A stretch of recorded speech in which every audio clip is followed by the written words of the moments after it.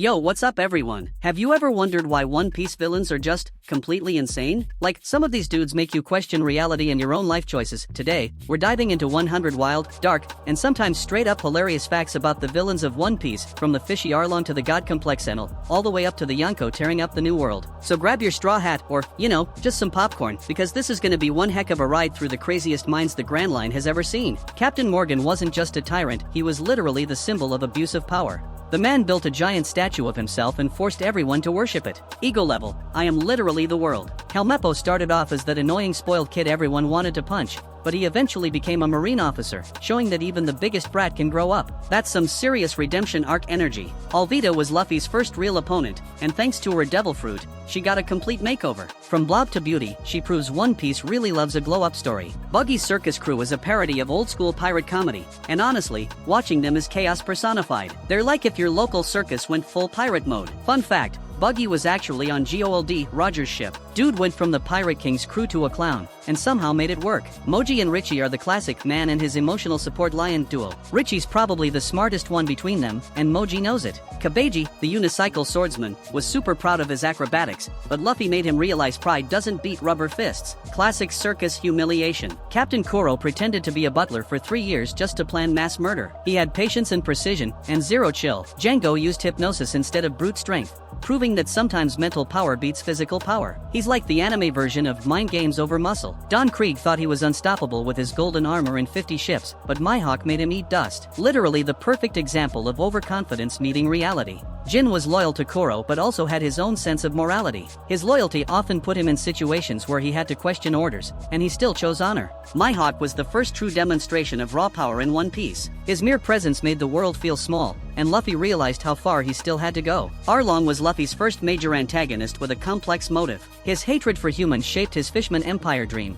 making him terrifying yet tragically flawed. Arlong wanted a Fishman kingdom where humans would be subjugated. His dream shows One Piece's talent for morally gray villains. Hachan is probably the friendliest former villain ever. After being a pirate, he opens a takoyaki shop and genuinely tries to live peacefully. Nami's deal with Arlong is one of the most emotional betrayals in anime. She was forced into servitude to save her village, marking one of the darkest arcs in East Blue. Nazumi, the corrupt marine officer, reminds us that evil isn't just in pirates. Power corrupts, even in the ranks of justice. Arlong Park's destruction symbolizes freedom from oppression. When Luffy punches through that wall, it's not just action, it's justice served. East Blue villains often reflect Luffy's own values, twisted versions of freedom, loyalty, and ambition. Leaving East Blue marked Luffy's journey from fighting small-time tyrants to facing legends. It was the beginning of his climb to the Grand Line. Crocodile was the first Shichibukai we saw, and he instantly proved how dangerous the Grand Line could be. His calm arrogance is terrifying. His obsession with Alabastus' ancient secrets wasn't just greed, it was about power and ambition,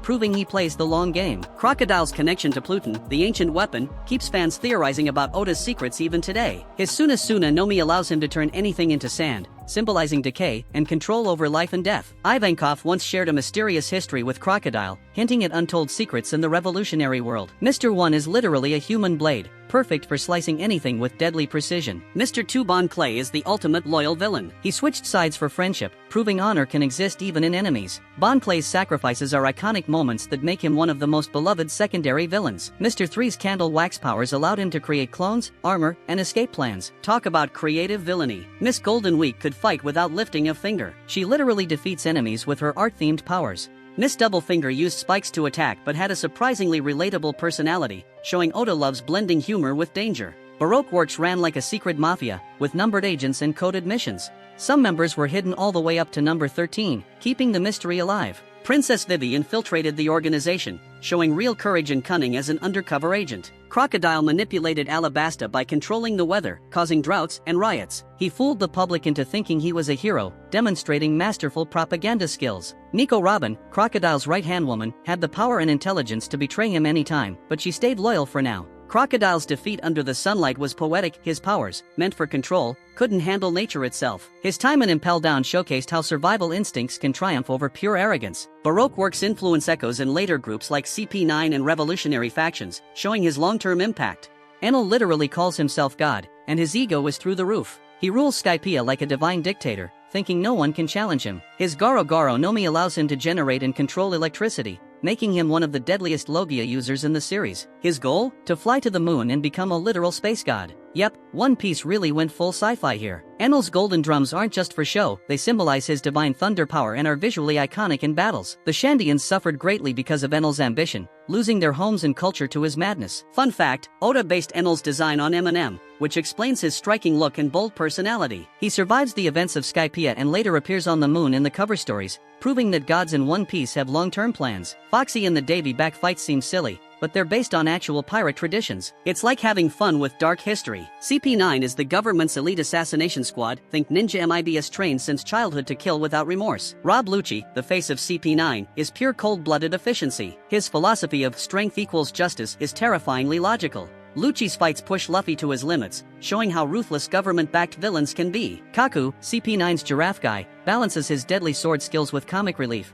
making him surprisingly memorable. Jabra, the wolf-like CP9 member, has a fierce animal instinct, adding layers to his fighting style and personality. Califa, the soap bubble-wielding spy, combines style, elegance, and lethality, making her a unique antagonist. Spandam is literally coward incarnate, relying on others' power and using CP9 to cover his own incompetence. The Buster Call symbolizes absolute destruction, naval superiority used to wipe out entire islands without hesitation. Nico Robin's O'Hara backstory remains one of the darkest and most emotionally resonant arcs in the series. CP9 agents are trained since birth to be killing machines, showing the extreme lengths the world government goes for control. Eni's lobby never experiences night, creating a surreal, relentless battleground for justice and villainy alike. When Luffy defeats Lucci, it represents a rebellion against corrupt authority and the system itself, not just a battle. Gecko Moria, once a formidable pirate, turned into a lazy shadow thief. His obsession with shadows shows how villains can be both tragic and comic. Oars, the giant zombie, is literally unstoppable until Luffy figures out his weakness. Chaos incarnate on the battlefield. Perona, queen of negative ghosts, can sap your will to live with a single attack. Talk about psychological warfare. Absalom uses invisibility and perversion to creep out enemies, but ends up being more comedic than scary. Thriller Bark is one of the largest pirate ships in the series, acting as a literal moving island filled with nightmares. Bartholomew Kuma's pawpaw fruit allows him to repel anything, including pain and memories. He's tragic, mysterious, and terrifying. Kuma is forced to serve the world government as a Shichibukai, showing a mix of loyalty and unwilling servitude. Blackbeard starts as an underdog pirate and climbs to power through manipulation, patience, and ruthlessness. His ability to wield two devil fruits breaks all known rules, cementing him as one of the most dangerous characters ever. Blackbeard's ambition represents the dark side of the pirate dream, power at all costs. Ace is the moral opposite of Blackbeard, honor and loyalty define him, creating a tragic contrast. Whitebeard's death marks the end of an era and reshapes the great pirate age forever. Marine Admirals Akainu, Akiji, and Kizaru embody absolute power and justice, each with distinct philosophies. Akainu enforces brutal justice without compromise, showing how morality can be warped by ideology. Akiji balances justice with empathy,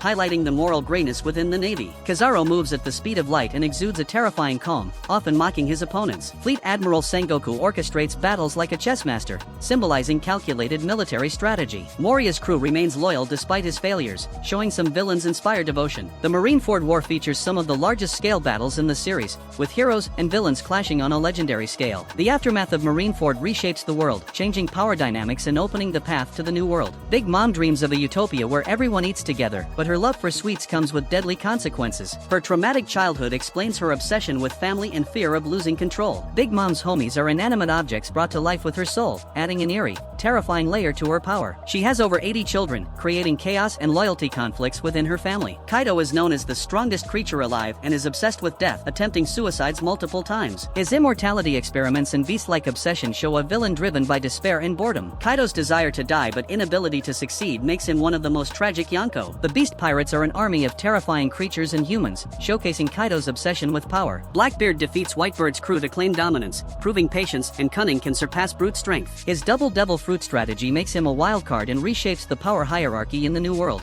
Blackbeard's careful planning and strategy highlight him as the ultimate mastermind villain. His Impel Down raid demonstrates his skill in exploiting chaos for personal gain. Shanks serves as a balance in the Yonko era, maintaining order amidst chaos and showing diplomacy as a power. The Big Mom and Kaido alliance is terrifying, two unstoppable forces joining to wreak havoc on the seas. Eustace Kid represents raw aggression and ambition, often clashing with other pirates in chaotic ways. Trafalgar Law balances intellect, edge, and strategy, making him a dangerous revolutionary figure. Emu remains shrouded in mystery, possibly the ultimate villain controlling the world from the shadows. Imu's influence shows the corruption and hidden manipulation of global events by unseen forces. The Revolutionary Army fights against Yonko and the world government, aiming to dismantle the established order. Finally, the villains of the New World reflect Luffy's growth. His increasing strength faces equally formidable opposition, showing that even heroes are shaped by their enemies. And that's it, guys. 100 insane, dark, and legendary facts about One Piece villains. From Arlong and East Blue to Kaido and Big Mom in the New World, these villains shaped the seas, challenged our heroes,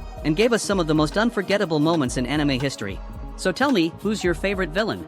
Or who do you love to hate the most? Drop it in the comments, smash that like button if you enjoyed this ride, and don't forget to subscribe for more deep dives into the One Piece world. Until next time, keep your straw hat on, chase your pirate dreams, and remember, even the craziest villains had a reason to set sail.